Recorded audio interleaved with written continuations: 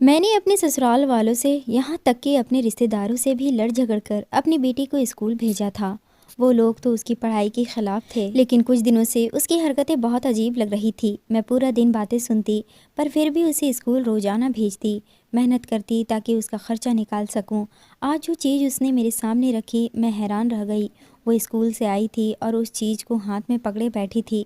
मेरे सामने ऐसे बैठी थी जैसे बहुत बड़ा वर्ल्ड कप लेकर आई है और मैं उसकी तारीफ़ करूँगी। मैंने उससे पूछा कि ये सब क्या है, क्या करती रहती हो तुम स्कूल में?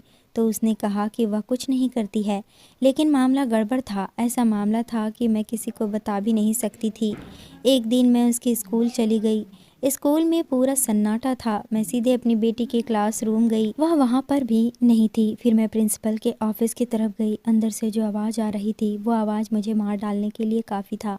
मैंने दरवाज़ा पीटना शुरू कर दिया। दरवाज़ा जिस इंसान ने खोला, उसे देखकर मेरे पैरों तले से ज़मीन खिसक गई। वह तो मेरा मेरा नाम रागिनी है। मैं अपनी जवानी में बहुत खूबसूरत थी, इतनी खूबसूरत कि मेरे पति ने जब मुझे देखा तो सबके सामने यह कह दिया कि उसे दहेज नहीं चाहिए, बस उनको एक जोड़े में लड़की चाहिए। मेरे घर वालों को भी यह सुनकर बहुत खुशी हुई। मेरे घर वालों को भी यकीन हो गया कि लड़का बहुत अच्छा है। आजकल तो लड़कियों की शादी करने में माँ बाप की हालत ख़राब हो जाती है। लड़के तरफ से इतना मांग होते हैं कि उनको पूरा करते करते हमारी लड़कियों के माँ बाप के हाथ खाली हो जाते हैं। मुझे भी बहुत खुशी हुई थी कि मेरे नसीब में ऐसा लड़का आ रहा है। खैर, हम दोनों की शादी हो गई और मैं विदा होकर अपने ससुराल आ गई। लेकिन जब मैं अपने ससुराल खाली हाथ आई तो मेरी सास का मुंह बना हुआ था। वो चाहती थी कि मैं दहेज में सामान लेकर आती, लेकिन मेरी सास अपने बेटे के लिए मजबूर थी। इस बात के लिए मेरी सास ने मुझे कभी माफ़ नहीं किया कि मैं कुछ भी लेकर नहीं आई। मेरे माँ बाप ने भी मुझे कुछ नहीं दिया था, जबकि बाकी बहनों को कुछ न कुछ तो दिया ही था। उन्होंने कहा कि जब तुम्हारे पति ने इनकार कर दिया तो फिर हम कुछ क्यों दें। मेरे पति ने कहा था कि वो सारा सामान खुद बना लेगा, लेकिन फिर हालात कुछ ऐसे आ गए कि वो नहीं बना सका। धीरे धीरे वक्त गुजरता गया और भगवान ने एक बेटा दिया था, लेकिन उसकी ज़िंदगी ज़्यादा दिन तक नहीं था। वह पैदा होते ही कुछ महीनों बाद इस दुनिया से चला गया। उसके बाद भगवान ने मुझे एक बेटी भी दी थी। मेरी ससुराल वाले बहुत अजीब थे। उन लोगों को लड़कियों का पढ़ना पसंद नहीं था, लेकिन मैंने कहा कि नहीं, मैं अपनी बेटी को पढ़ाऊंगी और मैं अपनी बेटी का एडमिशन करवा दिया। मेरी बेटी पढ़ने लगी। उसने जब 5 क्लास तक पढ़ ली तो मेरी सास और बाकी देवरानी और जेठानी ने कहा कि अब इसको घर पर बिठा दो, इसे घर के काम सिखाओ, ये जवान हो रही है। लेकिन मैं चाहती थी कि मेरी बेटी कम से कम 12वीं तक ज़रूर पढ़े। आजकल 5 क्लासों को क्या समझा जाता है, इसलिए मैंने उसे हाई स्कूल में एडमिशन करवा दिया। वो भी पढ़ाई करना चाहती थी और उसे भी पढ़ने का बहुत शौक़ था। लेकिन हमारे इस गांव में कोई सरकारी स्कूल नहीं था। सरकारी स्कूल में तो बहुत ज़्यादा बच्चे पढ़ते हैं, आबादी बहुत ज़्यादा होती है। यहाँ पर तो किसी ने खुद ही एक हाई स्कूल बनाया था जिसमें ज़्यादा लड़कियाँ नहीं थी। जगह भी कम थी क्योंकि गांव के लोग अपने बच्चों को ज़्यादा नहीं पढ़ाते थे। मैंने उसे कहा कि मेरे पास फ़ीस के पैसे नहीं हैं, आप थोड़ी मेहरबानी नहीं कर सकते हैं। उसकी मालकिन भी एक औरत थी। उसने कहा कि मैं खुद बड़ी मजबूर हूँ, नहीं तो कुछ कर लेती। मैंने इस स्कूल का किराया भी देना होता है, बिजली का बिल भी भरना होता है। मैंने उसकी मजबूरी को समझा और कहा कि ठीक है, कहीं से कुछ ना कुछ कर लूँगी। अब मैं घर के काम करती, शाम के टाइम में मशीन लेकर बैठ जाती, रजाइयों और रजाइयों के कवर सिलती। मुझे कपड़े सिलने नहीं आते थे, लेकिन यह काम आता था। पर यह काम बहुत मुश्किल और लंबा होता था और इसमें वक्त बहुत लगता था। फिर भी इतने पैसे निकाल लेती थी कि अपनी बेटी के स्कूल का खर्चा निकाल सकूं। उसकी फ़ीस, किताबें, पेंसिल, रबर, हर चीज़ का खर्चा मैंने ही निकालना होता था। मेरा पति भी पैसे नहीं देता था। वह कहता था कि अगर बेटी को पढ़ाना है तो अपने बलबूते पर पढ़ाओ। उसे पैसों की फ़िक्र थी। उसे इस बात की परेशानी नहीं थी कि बेटी को पढ़ाया जाए या नहीं पढ़ाया जाए। मैं सबसे लड़ झगड़ कर ये काम कर रही थी। रजाइयाँ सी सी कर मेरे हाथ सूज जाते थे। मैं बड़ी तकलीफ़ में थी। रात होती थी तो मैं नींद में भी कहराती रहती थी क्योंकि मेरे पूरे जिस्म में दर्द होता था। घर के काम करती थी, साथ साथ अपनी बेटी के भी मुझे सारे काम करने होते थे। उसके कपड़े इस्त्री करना, उसको सुबह टाइम पर जगाना, स्कूल भेजना, ये सब देखकर मेरी जेठानी सब कहती थी कि तुमने तो बेकार ही टेंशन पाल रखा है, क्या ज़रूरत है बेटी को पढ़ाना। अरे अपनी बेटी को काम वगैरह सिखाओ ताकि वह घर में तुम्हारी मदद करे। मैं उन सबको कोई जवाब नहीं देती थी, मैं बस खामोशी से अपना काम करती थी। मेरी जेठानी और देवरानियाँ मेरा और मेरी बेटी का मजाक भी बनाती थी। खैर, फ़िलहाल मुझे अपनी बेटी के लिए फ़ीस जमा करने थे। मुझे उसके स्कूल में फ़ीस देना था और मेरे पास फ़ीस देने के पैसे नहीं हो रहे थे। मैं बहुत परेशान हो रही थी कि मैं कहाँ से पैसे। मैंने बहुत कोशिश की लेकिन मैं फ़ीस नहीं जोड़ पाई। फिर मैं अपनी बेटी के स्कूल गई और उसके प्रिंसिपल से मिली और मैंने उनसे बात की। उनसे कहा कि सर, मैं बहुत कोशिश की लेकिन मैं फ़ीस नहीं जोड़ पाई। प्रिंसिपल ने कहा कि ठीक है, इस महीने हम आपको फ़ीस माफ़ कर देते हैं, अगले महीने आपको दोनों महीनों की फ़ीस देनी होगी। मैंने कहा ठीक है। मैं स्कूल से घर आ गई। धीरे धीरे वक्त गुजरता गया। अगला महीना भी शुरू हो गया और उसके 8 दिन भी ऊपर हो गया। मेरे पास पैसे नहीं थे। मेरी बेटी की फ़ीस 4,000 रुपये थी और कुछ ऊपर के खर्चे भी थे, यानी मुझे 5,000 रुपये की ज़रूरत थी। 5,000 रुपये कहाँ से आते? पति से बात की तो उसने कहा कि मैंने तो तुम्हें पहले ही कहा था कि मैं 1 रुपया नहीं दूंगा। मैंने कहा कि उसके लिए नहीं तो मेरे अपने खर्चे के लिए दे दो। तभी मेरा पति चिल्लाने लगा, कहने लगा कि तुम मुझे पागल समझती हो? अगर मैं तुम्हें तुम्हारे खर्चे के लिए पैसे दूंगा तो क्या तुम उन पैसों को खुद पर खर्च करोगी? मुझसे ज़्यादा बहस करने की ज़रूरत नहीं है। इतना कहकर मेरा पति कमरे से बाहर निकल गया। मैंने सोचा था कि थोड़ा बहुत पैसे देगा तो मैं अपनी बेटी की फ़ीस दे दूंगी, लेकिन उसने मुझे पैसे नहीं दिए। मेरी बेटी घर आई तो वह भी काफ़ी परेशान थी। वह कमरे में चली गई और जब मैं दोपहर को उसके कमरे में आई और कुछ सोचते हुए तकिया उठाया तो मैं हैरान रह गई। तकिए के नीचे 5,000 रुपये पड़े थे। मैंने कहा कि यह पैसे कहाँ से आए? क्या ये पैसे मेरे पति ने रखे हैं? मैं सोचने लगी, शायद ये पैसे उन्होंने ही रखे हैं। लगता है उसे मेरा एहसास हो गया। मैं बहुत खुश थी, लेकिन जब मैं बाहर निकली तो मेरे कानों ने जो सुना उसे सुनकर मेरे चेहरे की हंसी गायब हो गई। मेरा पति बाहर बैठा अपनी माँ से बात कर रहा था कि आज रागिनी मुझसे पैसे मांग रही थी। मैंने तो 1 रुपया भी देने से इनकार कर दिया और मेरी सास उसे कह रही थी कि इसको पैसे ना दो, पैसे नहीं होंगे तो खुद ही लड़की को स्कूल भी नहीं भेजेगी। अरे घर में इतने काम होते हैं, जितनी औरतें हो उतना काम है, थोड़ा काम करेगी तो बाकी औरतों को भी आराम मिलेगा। लेकिन तुम्हारी पत्नी का तो दिमाग ख़राब हो गया है। तभी मेरे पति ने कहा कि मैं रागिनी को रोक नहीं सकता, लेकिन अगर उसको पैसे नहीं दूंगा तो खुद ही तंग आ जाएगी और सोनी को स्कूल नहीं भेजेगी। इसका मतलब कि ये पैसे मेरे पति ने नहीं रखे थे। फिर ये पैसे रखे किसने थे? अगले दिन फिर से ऐसा हुआ। मेरे तकिए के नीचे 5,000 रुपये पड़े थे। मैंने तो भी पिछले पैसे भी इस्तेमाल नहीं किए थे। मैं हैरान थी, लेकिन मुझे पैसों की सख्त ज़रूरत थी। मैंने वो पैसे अपनी बेटी को दिए और कहा कि अपनी फ़ीस दे देना और कुछ किताबें वगैरह के पैसे थे जो उसने उधार ली थी वो भी दे देना और कुछ खा भी लेना। उसने कहा कि ठीक है। मेरी बेटी भी बहुत खुश हो गई। वह पैसे लेकर जाने लगी कि अचानक से वापस पलट कर आई और कहा कि अम्मा, मैं आपसे बहुत प्यार करती हूँ। वो मेरे गले लग गई।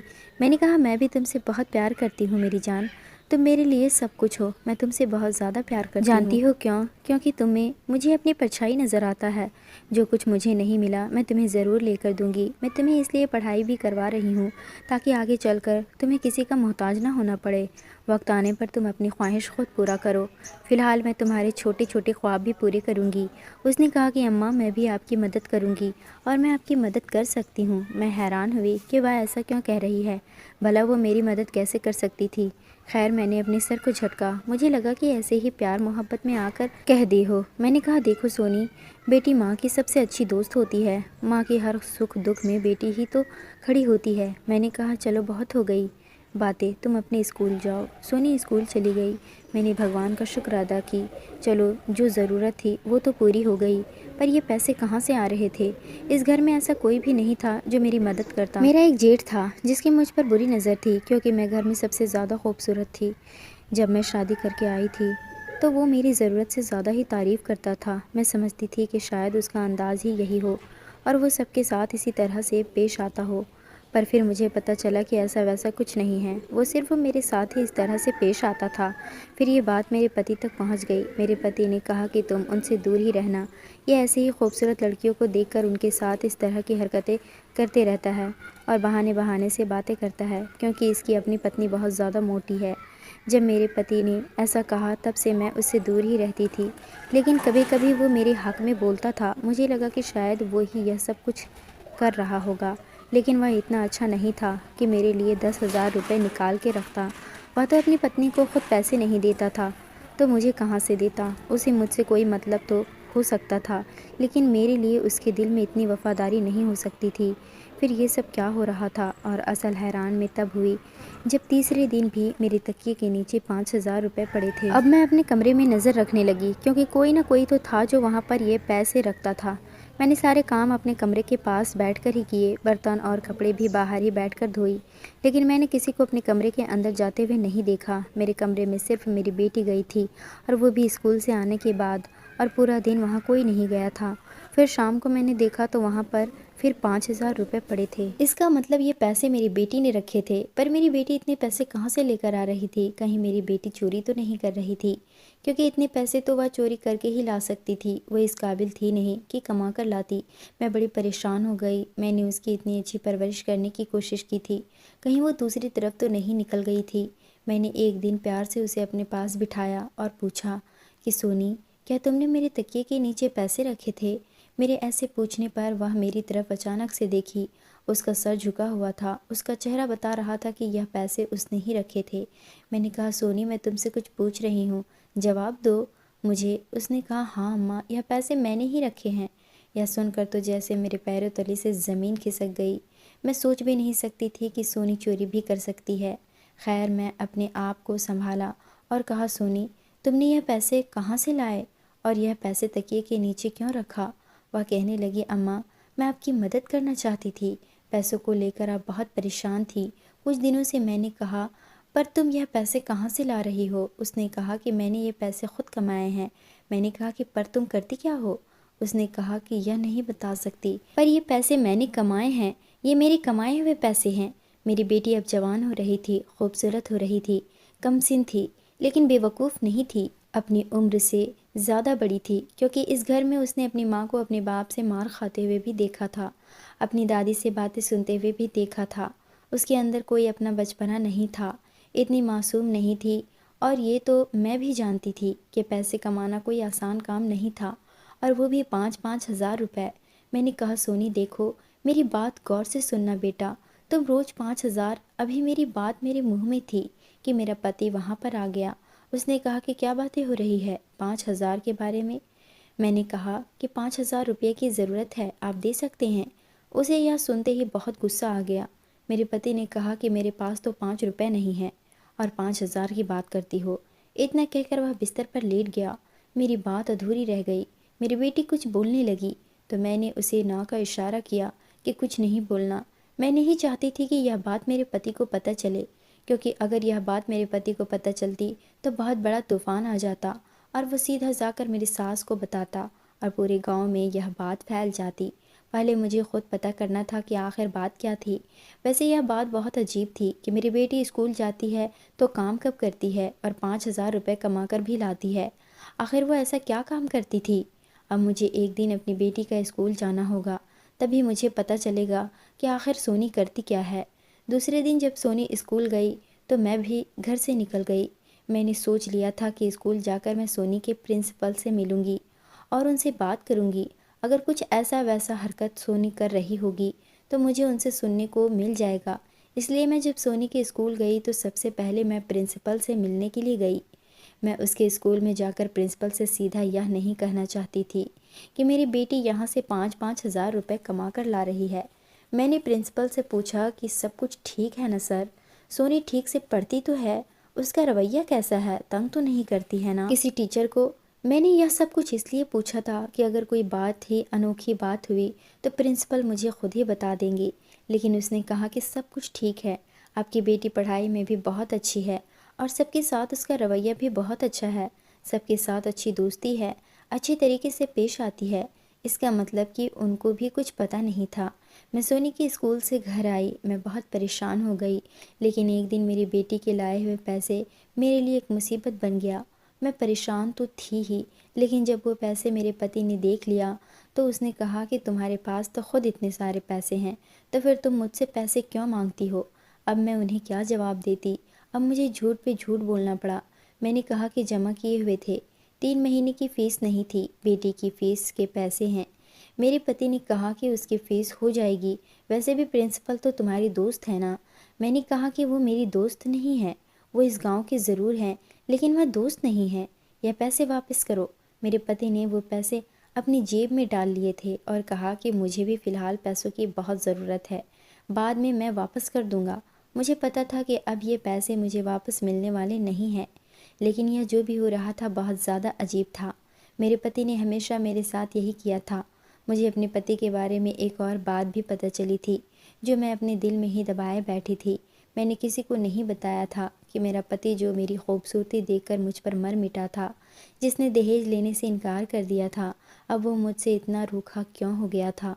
दरअसल उसने दूसरी शादी कर रखी थी, और वो भी दूसरे गांव में। वह अक्सर वहाँ पर जाता था, उसके खर्चे उठाता था। सुना था कि उससे एक बेटा भी है, जिसके वह खर्चा उठाता है और बहुत खुश रहता है। मेरी सास को भी इस बारे में पता था, लेकिन उन्होंने यह बात घर में कभी किसी से नहीं की।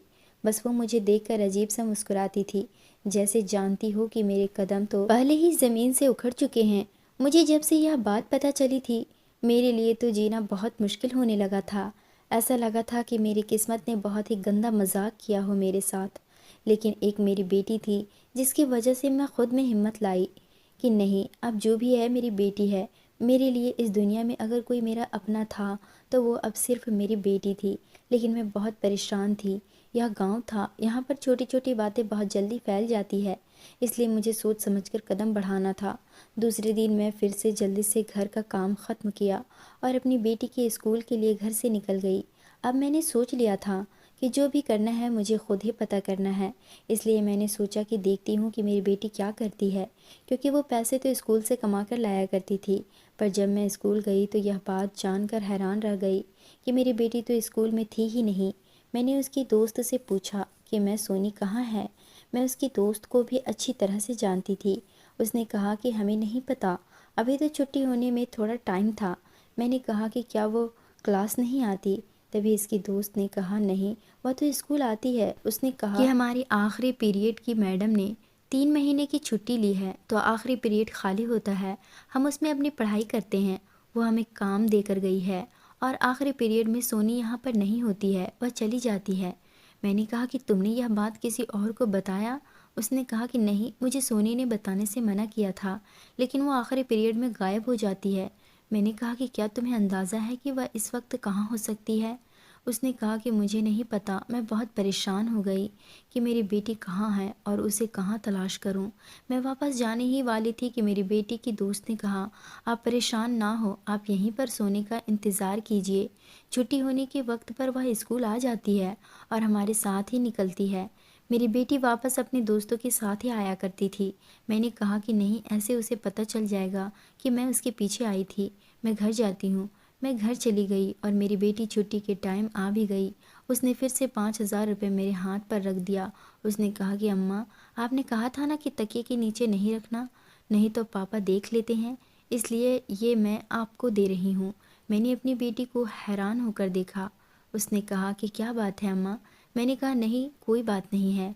मैंने अपनी बेटी के हाथों से वह पैसे ले लिए। किसी तरह से मैं वक्त गुजरने के इंतज़ार कर रही थी। अगले दिन मैं फिर उसके स्कूल चली गई और स्कूल के बाहर ही छुप गई। जैसे ही आखिरी पीरियड का वक्त हुआ, मैंने देखा कि वो स्कूल के एक टूटी हुई दीवार के अंदर से निकलकर बाहर जा रही थी। यह देखकर मैं हैरान हो रही थी। आखिर मेरी बेटी क्या कर रही थी? स्कूल से कहाँ जा रही थी? उसने मुझे यह बात क्यों नहीं बताया? मैं भी उसके पीछे पीछे चलने लगी। वो चलती चलती जा रही थी। जब वो थोड़ा आगे पहुंची तो मेरे हाथ पैर कांपने लगे, क्योंकि वो जिस घर में जा रही थी उस घर के बारे में हम सब अच्छी तरह जानते थे। पूरा गांव जानता था, और अगर मेरी बेटी को किसी ने वहां जाते हुए देख लिया होता तो अभी तक मेरी बेटी इतनी बदनाम हो जाती कि इस गांव में कोई उससे शादी नहीं करता। क्योंकि ये घर जिन लोगों का था उनको हम सब अच्छी तरह से जानते थे। वह कोई और नहीं बल्कि कुछ हिजड़े थे जो यहीं पर रहते थे। दूसरे गांव में जाकर नाच गाना किया करते थे, या किसी का बच्चा होता था तो उनको बुलाया करते थे। उनके घर में कोई भी नहीं जाता था, उनसे कोई मेल मिलाप नहीं रखता था। वो तैयार होकर बाहर निकल जाते थे। मेरी बेटी वहाँ पर क्या कर रही थी? उसका वहाँ पर क्या काम था? क्या मुझे अंदर जाना चाहिए था, या पहले मुझे यह बात अपने पति को बताना चाहिए थी? लेकिन अगर पति को बताती तो वो मेरी बेटी पर हाथ भी उठाता, उसकी पढ़ाई भी बंद करवा देता। इसलिए मैं खुद ही आगे बढ़ गई। मेरी बेटी तो अंदर चली गई। आखिरी पीरियड और छुट्टी के टाइम तक में वह यहाँ पर तकरीबन 2 घंटे गुजारा करती थी। उसका बैग भी उसी के पास था। मैंने दरवाजे पर दस्तक दी तो अंदर से एक हिजड़ा बाहर आया जो मुझे देखते ही पहचान गया। मैंने उसे धक्का दिया और मैं अंदर चली गई और अंदर का मंजर देखकर मैं हैरान रह गई। मेरी बेटी वहीं पर बैठी थी। वो मुझे देखकर घबरा सी गई। मैंने कहा कि क्या कर रही हो तुम यहाँ पर? बोलो क्या कर रही हो? क्यों तुम इन किन्नरों के पैरों में बैठी हो? तेरा यहाँ पर क्या काम है? तुझे मैंने बताया था कि अगर तूने कोई ऐसी वैसी हरकत की, मेरी इज्जत बर्बाद की, तो मैं तुझे कभी माफ़ नहीं करूँगी। अरे तेरे लिए मैंने सबसे झगड़ा मोल लिया। तेरा बाप भी हमारा नहीं है, वो भी कभी हमारे लिए खड़ा नहीं होगा। हम पर कोई मुसीबत आई तो सारे रिश्तेदार वाले हम पर हंसेंगे, खुश होंगे। क्या कर रही है तू यहाँ पर? मैं अपनी बेटी को थप्पड़ मारने लगी। किन्नरों के गुरु ने मेरा हाथ रोक लिया। मैंने अपना हाथ झटक कर वापस छुड़वा लिया। मैंने कहा, क्या कर रहे हो तुम लोग मेरी बेटी के साथ? तब उसने मुझे ऐसी बात बताई कि मेरी आंखों में आंसू आ गए और मैं ज़मीन पर ऐसे बैठी कि जैसे मेरे जिस्म से रूह निकल गई हो। मैंने अपनी बेटी की तरफ देखा, वो भी रो रही थी। मुझे उस हिजड़े ने बताया कि आपकी बेटी हमारे पास काम करने के लिए आई थी। उसने कहा था कि वो हमारे घर को साफ कर दिया करेगी। बहुत प्यारी बच्ची है, हम लोग बुरे नहीं हैं। हम इससे सारे घर का काम करवा सकते थे, लेकिन हमने पूछा कि तुम क्या काम करना चाहती हो। इसने जो काम कहा वही हमने इसे करने को दिया, क्योंकि हम आपको जानते थे, हमें पता था कि ये आपकी बेटी है। इसने कहा कि मेरी अम्मा मेरे लिए बहुत मेहनत करती है, परेशान रहती है, थक जाती है। रात को जब सब सो जाते हैं तो मेरी अम्मा नींद में दर्द से तड़पती है। उनकी पूरी हड्डियों में, जिस्म में दर्द रहता है, लेकिन अगले दिन वो फिर से खड़ी हो जाती है। इसलिए मैं उनके लिए कुछ करना चाहती हूँ। हमारा ये घर बहुत बड़ा था और हमें नौकरानी की ज़रूरत थी। दरअसल 2 नौकरानी यहाँ पर काम करती थी। वह यहाँ से काम छोड़कर चली गई और उसने इस लड़की के स्कूल में काम करना शुरू कर दिया। वहाँ पर वो किसी को यह बात बता रही थी कि वहाँ पर पैसे तो अच्छे मिलते थे, लेकिन मैं ऐसे लोगों के घरों में काम नहीं करना चाहती। यह बात इसने सुन ली और यह हमारे पास आ गई। हमने कहा कि हमारे पास तुम्हारे लिए कोई काम नहीं है, तुम्हें थोड़े बहुत पैसे चाहिए तो वो हम दे देंगे। पर इसने कहा कि ये मेहनत से पैसे कमाना चाहती है, इसलिए हमने इसे 2-4 दिन काम करवाया। फिर आहिस्ता आहिस्ता पता लगने लगा कि यह बहुत अच्छा मेकअप करती है, इसको बहुत अच्छा मेकअप करना आता है और हमने इसे थोड़ा बहुत खुद से भी सिखाया है। चीज़ों के बारे में बताया है कि पहले क्या लगाते हैं। हमें लगता है कि आपकी बेटी के हाथ में जादू है, इसे ब्रश चलाना आता है। यह कोई आम बात नहीं है। अगर ये पेंटिंग करे तो बहुत अच्छी पेंटिंग कर सकती है। यह हम सबका मेकअप करती है और वो भी बहुत अच्छा। हम तैयार होकर निकल जाते हैं और फिर पूरी रात तक हमें काम होते हैं, तो 2 घंटे के अंदर ही 15-15 मिनट में हम सबको तैयार करती है और बहुत जल्दी जल्दी काम करती है। हम लोग अगर ऐसा मेकअप बाहर से करवाएं तो एक एक इंसान के 2-3 हज़ार तो लगते ही हैं, बल्कि शायद इससे भी ज़्यादा। तो हम इसे इकट्ठे ही 5,000 रुपये दे देते हैं और यह भी खुश हो जाती है और हमारा भी काम हो जाता है। हमारी कमाई हमारे लिए भी हराम की नहीं होती है, क्योंकि हम उसके लिए मेहनत करते हैं। हराम की कमाई तो वह होती है जो आप घर बैठे कमाई और आपको इसके लिए हिलना भी ना पड़े। हम तो बहुत ज़्यादा मेहनत करते हैं, पर जो ये यहाँ से कमा कर ले जाती है वो कैसे हराम हो सकता है? यह तो उसके लिए काम करती है। मैंने अपनी बेटी को देखा तो मैं हैरान रह गई कि मेरी बेटी, मेरी मासूम सी बच्ची, उसने कैसे ये सब कुछ सोचा, कैसे उसके अंदर यह बात आई, ये ख्वाहिश पैदा हुई और फिर भगवान ने उसे टैलेंट दिया और उसने उस टैलेंट का इस्तेमाल किया और वो इतने सारे पैसे कमा रही थी। उन्होंने कहा कि आप अपनी बेटी पर कभी हाथ ना उठाइए, आपकी बेटी बड़ी ही एहसास करने वाली लड़की है। ऐसी बेटी तो किस्मत वालों को मिलती है। मैंने अपनी बेटी को गले से लगा लिया, उसके आंसू साफ किया। इस तरह से रो रही थी कि जैसे उसने कुछ गलत कर दिया। मैंने उससे कहा कि तुमने कुछ गलत नहीं किया, तुमने तो अपनी माँ का एहसास किया है, उसका एहसास किया है जिसका एहसास उसके अपने माँ बाप ने भी नहीं किया था, पति ने नहीं किया, ससुराल वालों ने नहीं किया, लेकिन आज मेरी औलाद ने मेरा एहसास किया। यह बहुत बड़ी बात है। मैंने उन लोगों को कहा कि अगर यह बात गांव वालों को पता चल गई तो बहुत बुरा होगा। उन्होंने कहा कि यह बात कभी भी पता नहीं चलेगा, आप ट्यूशन का बहाना करके इसको घर से भेज दिया करें, हम इसको हिफाजत वापस भी छोड़ देंगे और रास्ते से पकड़ लेंगे, किसी को पता भी नहीं लगने देंगे। मैंने कहा कि हाँ ठीक है, मैं ऐसा ही कुछ करती हूँ, क्योंकि मेरी बेटी मेरे लिए यह काम करना चाहती थी और 2 घंटे से कोई फ़र्क नहीं पड़ता था। अब मेरी बेटी यह काम करती थी और मैंने घर वालों को कहा था कि वो ट्यूशन जाती है। मेरे पास पैसे वगैरह भी होते थे।